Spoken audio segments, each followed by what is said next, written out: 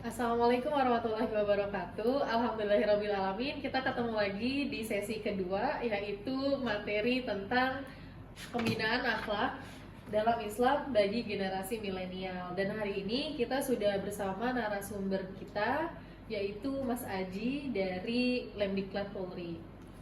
Halo Mas Aji, Assalamualaikum warahmatullahi wabarakatuh. Waalaikumsalam warahmatullahi wabarakatuh. Terima kasih ya Mas Aji hari ini sudah menyempatkan diri untuk bisa diwawancarai oleh kita. Jadi hari ini ada beberapa pertanyaan yang akan kita ajukan kepada Mas Aji terkait perkembangan milenial dalam beragama.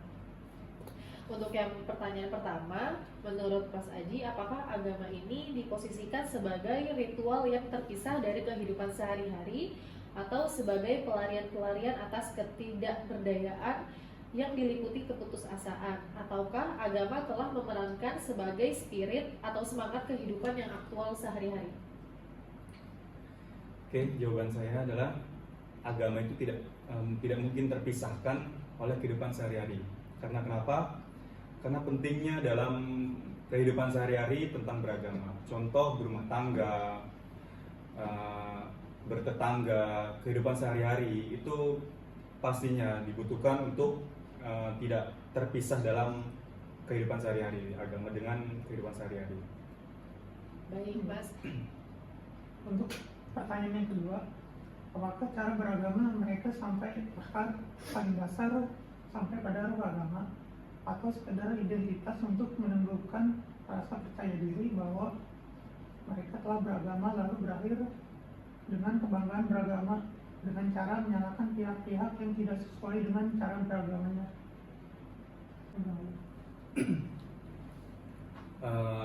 Oke, saya jawab yang kedua.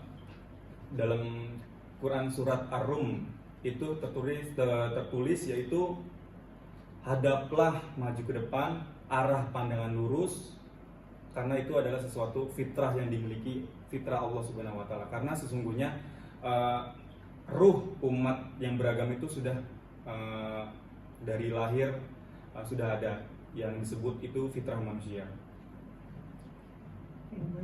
Menurut Mas Aji, bagaimana situasi psikologis yang sering menyeret imajinasi generasi milenial yang menginginkan segalanya tuh serba instan, bahkan dalam cara dia memeluk agama menginginkan jawaban agar agama yang bisa mengikuti atau memuaskan selera mereka, bahkan memaksa Tuhan juga untuk menuruti keinginan mereka.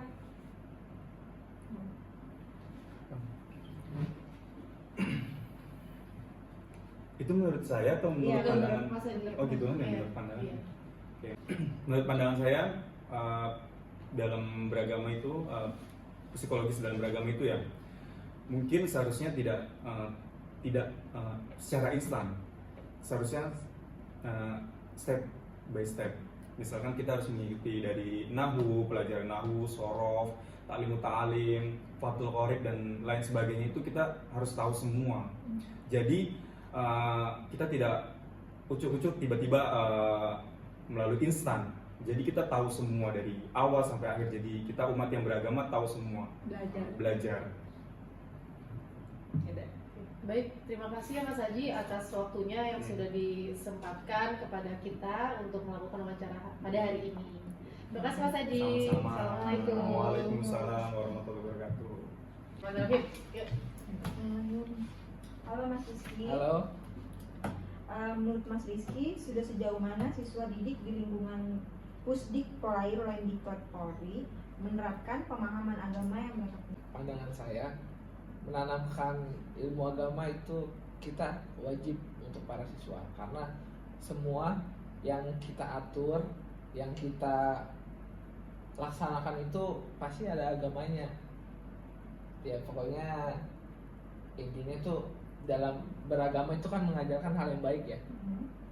Kalau kita nggak nanamkan agama dari pertama dia masuk atau dari awal dia masuk ke sini, kita tuh nggak bakal dapat dianya tuh nggak bakal dapat apa ya, ketenangan bisa dibilang kan kalau pendidikan itu kan agak stres ya. Hmm. Jadi kita kalau kita beragama juga tuh tenang hatinya, karena kan tujuan agama itu kan untuk mengajarkan hal yang kebaikan.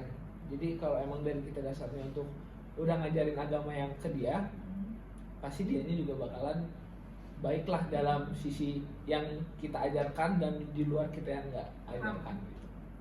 Paham? Ya, oke Mas Rizky, untuk pertanyaan selanjutnya, Ya. apa harapan dari Mas Rizky nih untuk kedepannya, untuk milenial dalam beragama dan menyikapi perkembangan dunia saat ini, yang mana banyak sekali mudorotnya? Menurut pandangan saya, untuk anak-anak sekarang yang bisa disebut anak milenial, yaitu harus sering-sering dikasih edukasi sih. Kan kita kan anak sekarang kan lebih banyak main HP-nya daripada belajarnya, lebih banyak main HP-nya daripada bersosialisasi kepada masyarakat.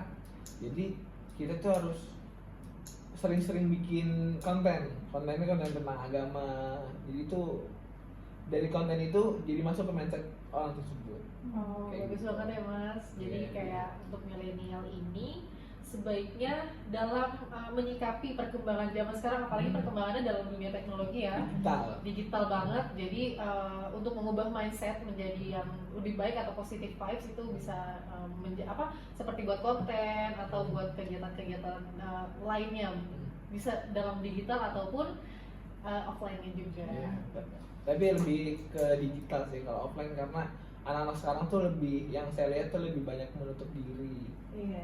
lebih kayak insecure lah gitu. Dan saya lihat juga tuh banyak anak-anak sekarang tuh gara-gara ngeliat konten-konten agama gitu, mereka juga jadi oh kayak gini ya, oh kayak gini ya gitu. Oh, iya. Yang tadinya buta jadi Jadi tahu, ada, iya. tahu. Oke, baik, terima kasih Mas Rizky sudah menyempatkan waktunya pada hari ini untuk kita wawancarai ya. Terima kasih banyak atas informasi yang sudah diberikan juga. Mohon maaf nih apabila kita masih banyak kesalahan Iya. ya. Gitu ya. Terima kasih Mas. Assalamualaikum.